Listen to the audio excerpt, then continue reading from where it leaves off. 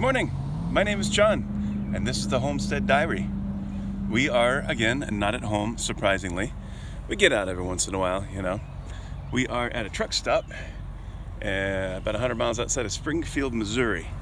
And we are doing what we were probably going to entitle the Truck Stop Worm Harvest. We came out this morning and looked around, and you see my wife there picking up worms. Night crawlers, big old night crawlers, all over the place. They've gotten a bunch of them now, so you probably aren't going to see as many. Let's see, there's one here, and my wife's getting one here. You should show the girls one here. There are night crawlers everywhere. And so let's walk over here and see what we find in the girls' worm bins.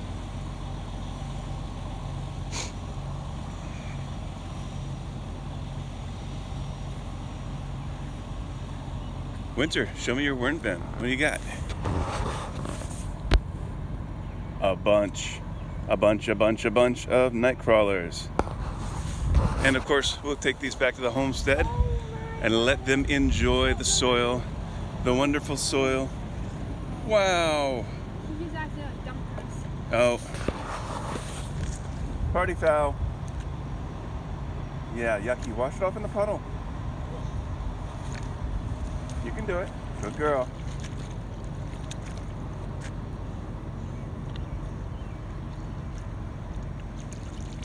Yum, yum. Nothing like coleslaw and worms for breakfast. They're everywhere. The worms.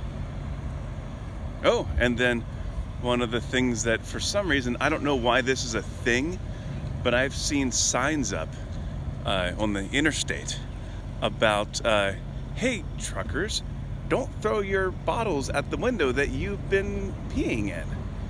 And I'm thinking to myself, why do people have to be told that? Like, and even here at the truck stop. What is up with that? I don't know. You know, it's probably like 1/10 of 1% of the people that are doing it. But man, it looks everyone else look bad. Just weird. Anyway, we are having fun out in the parking lot, listening to the baby scream about what we don't know, and picking up more and more worms. And it's really weird how we'll sweep an area, go through and pick up all the worms, and then come back 10 minutes later, and there's more worms. Fathom, stay away from that. Hey, get away from that. That is not a slide. That is a sewer. And you don't belong down there. So, stay away. Come on, get away from there, please. Find more worms.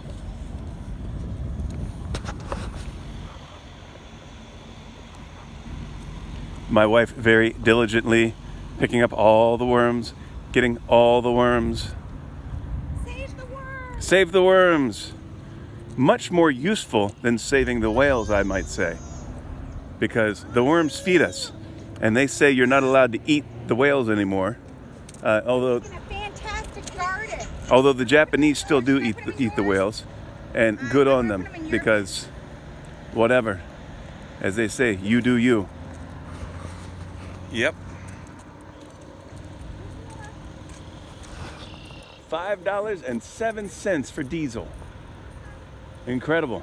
Thank you, Mr. Biden, for making us energy dependent once again.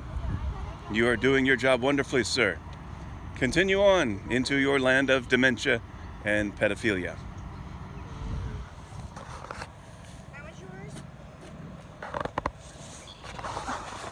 I'm having a hard time getting it. My hands are getting slimier, and so it makes it harder to pick them up because like, when they wiggle, you can get them a little bit better. Talk about blessings of God. You know, most people won't do this. But look, all these, you know, for free, you know, you can sell them, you know, for night crawlers, for fishing or whatever, but we can put them in our garden.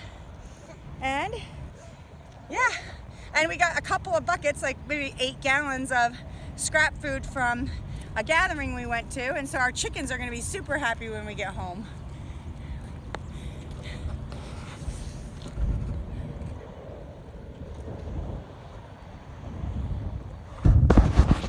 Bit of a cloudy day today. We ran through some thunder cells last night, coming away from a gathering. The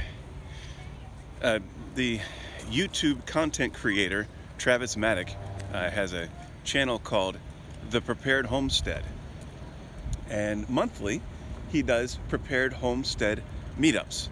And this is relatively simple. He rents a community center in a small town, and he puts out the word, hey guys, we're getting together on the 24th of whatever, and we'll get together. The doors open at noon, and around 2 o'clock we'll get started, and we're gonna do a couple of speakers and an opportunity for everybody, if you're interested, to stand up and say, hey, this is my name and this is where I'm from, and if y'all are looking to get together and do some homesteady things, then come on and talk to me.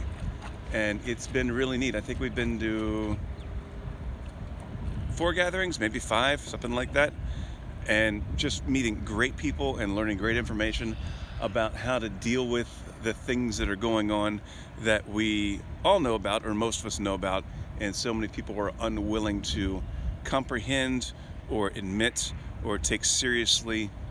And a lot of what we talk about is food shortages and how to grow food and seed banks and that sort of thing. We also talk about protecting our children who are potentially being corrupted by the pedophiles that run the public schools and some of the private schools even.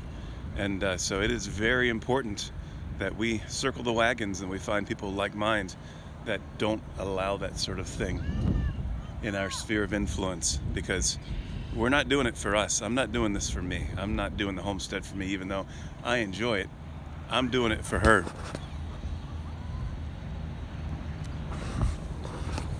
I'm doing it for the babies, because, you know, truth be told, if it was just me, I'd probably just have a camper van and just cruise around the country and do the seasonal work thing and collect unemployment on the shoulder season and whatever. Like, who cares? It's all about just hanging out and having fun. But when you got the babies, things change for the better, I might say, or I might add, very much for the better. Where are they going?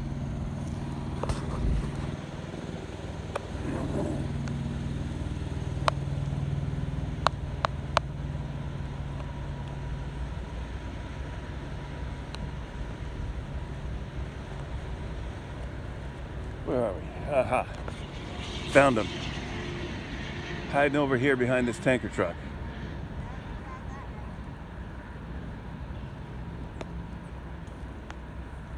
Absolutely crazy. Yes, I was just thinking we got to put a bunch of dry grass and stuff in there for them. Yeah, I got some. Or, so the other wet thing, grass.